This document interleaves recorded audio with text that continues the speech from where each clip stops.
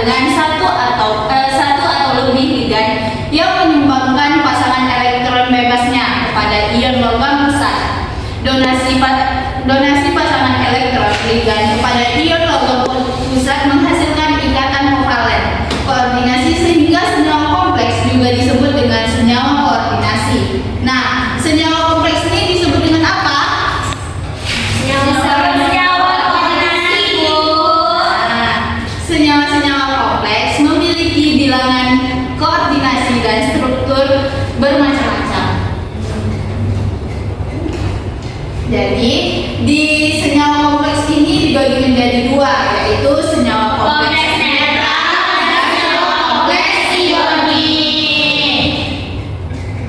Jadi, Ibu sekarang mau mengambil senyawa kompleks raksa. Sebelumnya kita harus tahu dulu nih, apa itu raksa atau merkuri. Raksa atau merkuri adalah sebuah unsur kimia dengan lambang Hg. Ada yang tahu nggak nomor atomnya berapa? 80. Raksa ini merupakan sebuah unsur blok D yang berat dan keperakan. Raksa adalah satu-satunya unsur logam yang diketahui berbentuk cair pada suhu dan tekanan standar. Satu-satunya unsur lain yang berwujud cair. Jadi di raksa ini dia memiliki sifat fisik dan sifat kimia. Nah, Ibu mau tadi saya membacakannya. Baik, yang pertama adalah sifat fisik. Yang pertama adalah berkilau seperti warna keperakan. Yang kedua mempunyai titik leleh yang rendah, yaitu 234,32 Kelvin. Yang ketiga adalah berwujud cair pada suhu kamar 25 Celcius dengan titik beku paling rendah negatif 39 derajat Celcius. Sifat kimianya yang pertama adalah daya antar listrik yang tinggi, yang kedua adalah bersifat diamagnetik, yang ketiga adalah lautan dalam cairan polar dan non-polar. Nah, jadi selanjutnya itu adalah teori-teori senyawa kompleks. Kita masuk lagi ke teori-teorinya. Yang pertama itu ada teori Werner, merupakan teori awal yang menjelaskan struktur senyawa kompleks. Teori ini menyatakan bahwa yang pertama senyawa kompleks tersusun atas inti pusat yang dikelilingi oleh ligan.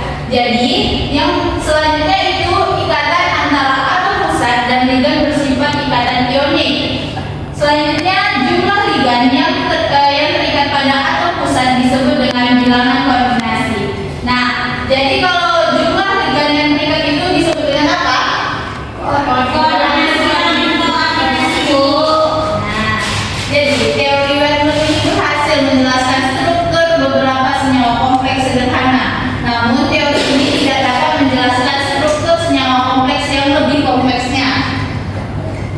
Selanjutnya ada teori dari Zwick yang memodifikasikan teori Werner dengan mempertimbangkan sifat ikatan antara atom pusat dan ligan. Teori ini menyatakan bahwa yang pertama, ikatan antara atom pusat dan ligan bersifat ikatan kovalen koordinasi. Yang kedua, ikatan kovalen koordinasi terbentuk karena pasangan elektron bebas yang disumbangkan oleh ligan kepada atom pusatnya.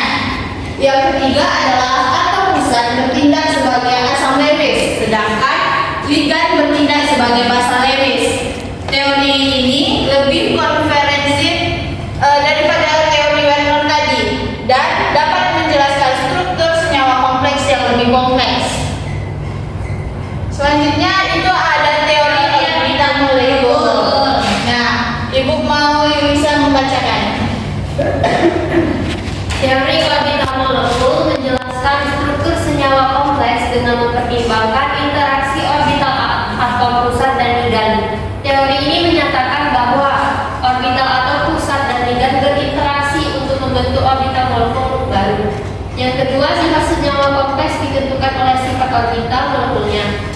Teori ini merupakan teori yang kompleks dan membutuhkan perhitungan matematis yang rumit. Namun teori ini dapat menjelaskan struktur dan sifat senyawa kompleks secara lebih detail. Nah, terima kasih Lisa.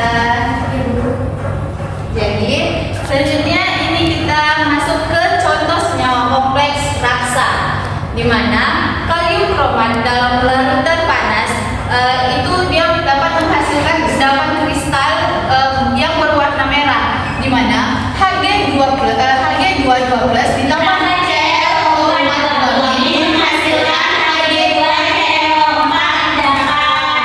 Nah, selanjutnya ada kalium iodida ditambah perlahan-lahan dalam larutan dingin. Nanti endapannya tuh berwarna hijau merkurium iodida, yaitu Hg2 ditambah Dingin menghasilkan Hg2 endapan. Selanjutnya adalah natrium karbonat dalam larutan dingin. Terdapat endapan kuning merkurium 1 karbonat, yaitu Hg2 ditambah CO2 menghasilkan Hg2CO3 endapan. Nah, selanjutnya ada kalium sianida nih. Tahu kan kalau sianida itu adalah racun kan? Nah, sekarang kalium sianida ini menghasilkan larutan merkurium 2 sianida dan endapan merkurium, di mana Hg2 ditambah 2 CN menghasilkan Hg4 ditambah HCl2. Jadi apakah sudah paham? Sudah. Nah, kalau sudah paham berarti kita cukupkanlah sampai sini ya. Baik. Nah, jadi kalau misalnya kalau belum paham atau ada yang mau ditanyakan, silahkan ditanyakan. Baik. Kita tutup saja pembelajaran hari ini dengan mengucapkan hamdalah.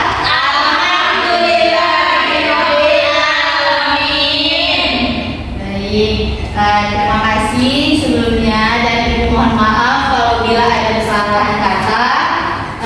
Ibu akhiri dengan wabillahi taufiq wal hidayah. Wassalamualaikum warahmatullahi wabarakatuh.